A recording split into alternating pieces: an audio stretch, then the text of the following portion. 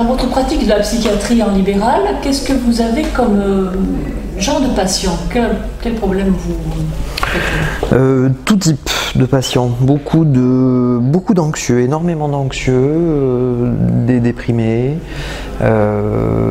assez peu de pathologies lourdes. C'est pas de la pathologie libérale en général, elle est beaucoup plus hospitalière.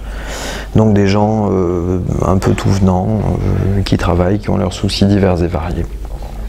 Avant de parler de l'hypnose, pourquoi ils ont recours pour une anxiété qui est quand même le lot de la plupart des gens dans la vie de tous les jours, pourquoi ont-ils recours à un psychiatre? Alors souvent c'est parce qu'ils arrivent à un point de rupture et que ça devient un vrai handicap, que ça devient très difficile de supporter un conjoint, de supporter une vie de famille, de supporter un travail, on est vraiment dans le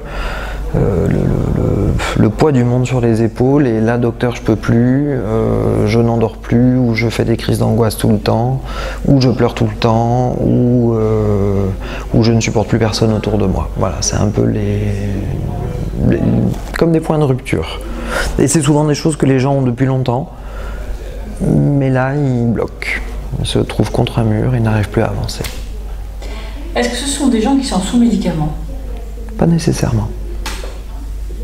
Ça peut.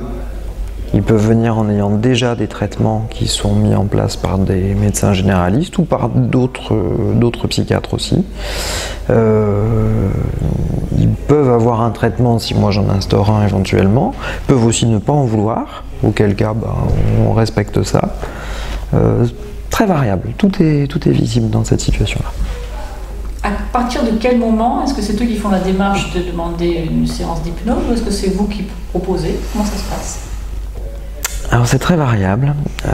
Ça peut être effectivement une demande de prise en charge en hypnose qui va être l'origine de notre rencontre, adressée ou pas par un confrère ou par une connaissance, etc. Ça peut être des gens que je vois depuis assez longtemps auxquels je vais proposer, puisque pour moi ça fait partie des pratiques relativement récentes et qu'il y a des patients que je suis depuis assez longtemps. Parfois les prises en charge peuvent durer 10 ans ou plus, ça peut être très long, ça peut être plus de l'accompagnement que de la résolution de problèmes finalement. Et puis ça peut être aussi complètement tacite. Et à un moment donné au cours de la consultation, parce que il va y avoir un moment qui s'y prête, je vais leur dire tiens, on va se concentrer là-dessus, sur telle émotion, sur telle chose, et mettre en place un travail d'hypnose qui ne sera pas forcément très long, qui sera très variable suivant les gens, mais qui sera vraiment très différent de l'entretien entre guillemets banal que j'ai pu avoir antérieurement avant d'être formé dans l'hypnose. Est-ce qu'il y a des cas concrètement où vous avez pu remplacer la prise de médicaments régulière par l'hypnose? Je me suis jamais posé la question. Je ne sais pas répondre. J'ai effectivement des gens chez qui l'hypnose a permis de renforcer, je pense à un en particulier qui a eu des traitements, etc. Et chez qui finalement l'hypnose est venue renforcer une fois qu'on avait arrêté ces traitements, comme si c'était une sorte de prévention pour qu'il n'ait pas besoin d'en reprendre. Après, je ne vais pas forcément avoir je ne vais pas exclure l'un ou l'autre, ça ne va pas être soit l'un soit l'autre, ça peut être les deux, ça peut être tiens ce sera plutôt ça plutôt que l'autre, sans même y réfléchir, c'est assez naturel en fait, c'est pour ça qu'il m'est très difficile de répondre à cette question-là. Quand vous dites que vous avez des confrères qui vous envoient des patients, est-ce que ce sont des confrères médecins du milieu médical traditionnel ou est-ce que c'est surtout des personnes qui sont dans le monde paramédical qui vous envoient des personnes pour Non, en général ce sont des médecins vraiment avec un exercice médical habituel, pas de médecine parallèle ou autre. Et c'est aussi beaucoup des confrères psychiatres, sentant qu'à un moment donné la prise en charge bloque, soit eux suggèrent aux patients de s'orienter vers de l'hypnose, soit les patients eux-mêmes leur demandent si ça pourrait pas les aider à débloquer quelque chose. Ça peut aussi agir comme un verrou qu'on va faire sauter pour permettre à la personne de continuer son parcours thérapeutique avec le médecin qui me l'aura envoyé initialement. Comment vous êtes... Quelle a été votre approche de l'hypnose? Comment vous y êtes venu? Complètement par hasard. Je ne savais absolument pas ce que c'était. Ce qui pour un psychiatre est quand même assez surprenant. A priori, on se dirait qu'un psychiatre, parce que l'hypnose fait partie de l'histoire de la psychiatrie, beaucoup, et de l'anesthésie aussi, mais on devrait savoir, moi je ne savais pas. Et ça m'intriguait.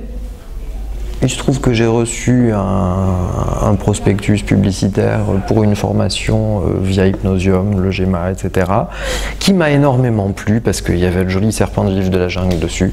Je me suis dit, ça, il faut que j'aille voir ce que c'est. Et donc j'ai découvert au travers de ça. Et en fait, très rapidement, j'ai trouvé ça super intéressant et ça a changé ma façon d'aborder les choses, d'aborder mes patients. Ça m'a permis aussi de venir de venir valider finalement un regard que je pouvais avoir moi sur l'exercice de la psychiatrie, les théories psychologiques, en fait tout un tas de choses que je trouvais pas forcément satisfaisantes.